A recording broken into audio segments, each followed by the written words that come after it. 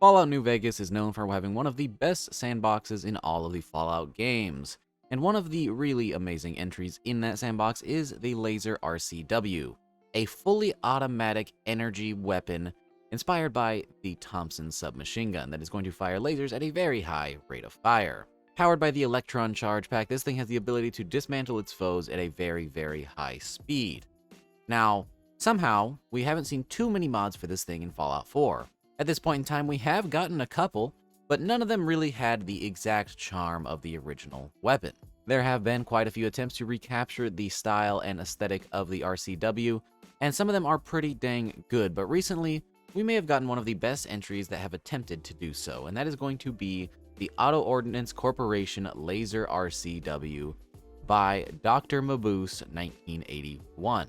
A mod author I have not seen much work of before has come in and entered a really amazing Laser RCW with a ton of really cool lore-friendly attachments, a nice aesthetic overall, some interesting choices to make this weapon fit the best that they can into Fallout 4's sandbox, and also just perfect integration into the game, which is something that I really appreciate. Overall, this thing checks all of the boxes for a Laser RCW, and this may be the new Laser RCW in my personal game, and we're going to see if this might be something that fits well in yours as well.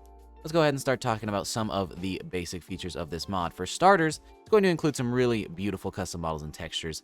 This thing looks fantastic. It looks like the original Laser RCW with a nice facelift to fit in the new modern Fallout 4 sandbox. Interestingly enough, the one thing that was holding back most mods in the past was custom animations. The original Laser RCW from New Vegas does not remove a magazine, but instead removes the Electron Charge Pack from the front of a fixed in-place drum. This mod is not going to do that. This mod is going to have a removable drum that is actually going to use vanilla SMG animations. Now, to some people, this might be a downside, but to me personally, this is definitely the way I would have approached it as well. Since we don't have the custom animations for a proper Laser RCW reload, if I was to attempt to make this myself, and at one point I had considered it, this is exactly how I would have done it. And what's really interesting is, even though these are vanilla SMG animations, they work really well. They are not great on the vanilla SMG, but on this Laser RCW, they actually look fantastic, and to me, this is a perfect reload animation set that makes this weapon look really nice. Another reason this mod really shines to me, though, is going to be the way it is integrated into the game. This weapon is going to be added to the leveled list, which is something I very much want to see.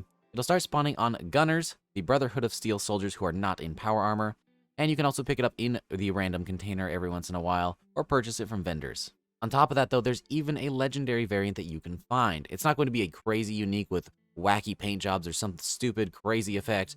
It's just going to be a standard legendary with a fun name. But that's still a nice integration to have a set spawn that's still going to have a nice little Easter egg hunt for you to go on to go ahead and find a nice legendary variant. When it comes to customization too, this mod actually does bring a lot to the table, offering lots of cosmetic options as well as lots of functional options that are going to change the way the weapon functions and make it a little bit more strong for your character in the late game. Overall, this mod brings a lot to the table, and it makes one of the best Laser RCW mods to date. But let's go ahead and hop in game and start talking about some of the finer details, showing off those different stats as well as showing off the animations and some of the fun stuff like uniques and attachments. So here we are in game with the Laser RCW, and as you can see, this thing looks awesome. This is going to be a pretty standard configuration of the weapon with the base stats of about 24 base damage and fully automatic. You gotta ignore my 48 here as usual. I've got some perks that change things up a little bit. This thing is going to have Electron Charge Packs as an option. One thing I did forget to mention in the intro is that this weapon does have a munitions support, so you can have it just use fusion cells if you're into that kind of thing, or you can have it use Electron Charge Packs from munitions if you wanted to use the correct ammo type that it used in New Vegas. There are two different versions though, so you don't have to choose munitions if you don't want to.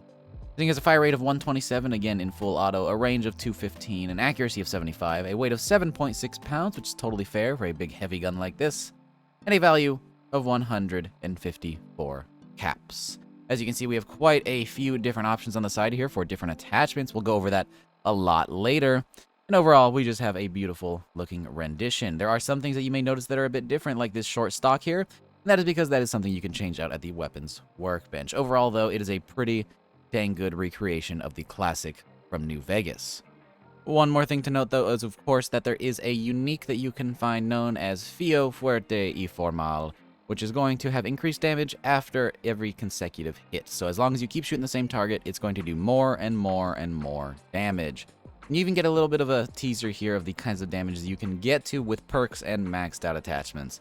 This thing's pretty crazy. Got a really cool recycler drum on it.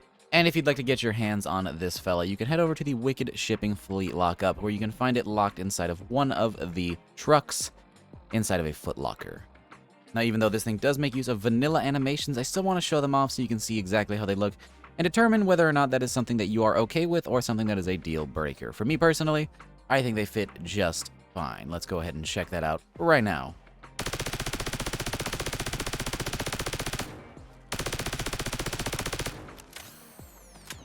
As you can see, we also have some really nice iron sights. For aiming with this thing, we actually do use the ring sight instead of the notch, and they line up pretty dang nice. Not something super necessary for a laser gun, but still nice that they're there. Now then, it is of course time to check this thing out over at the weapons workbench. Check out the different attachments available. Starting off with the receiver section, we have the standard, overloaded, beta wave, and gamma radiation receiver, which are all going to have their own fun effects. They're going to be mostly standard damage upgrades until you get to the gamma damage, where you're going to have some extra radiation damage on top of increased base damage. So that's a pretty cool little effect there. We also have the barrel section, where we have the standard 20 watt, 30 watt, 40 watt, and 55 watt, which are all going to change out the range on this weapon, which is a pretty nice way of doing that. No visual changes there, but that kind of makes sense for an energy weapon. For stocks, we have the option for a short stock, a full stock, and a recoil dampening stock, which has a nice big butt pad on the end here. It's going to give you the best recoil out of any of these. For the drum, we have the standard electron charge pack condenser.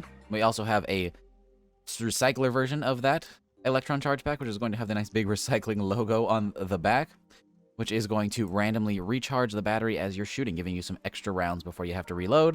And then there is a conversion to have this thing use fusion cells. So if you wanted to have fusion cells instead of the electron charge packs, that is an option as well, even if you're using the munitions version.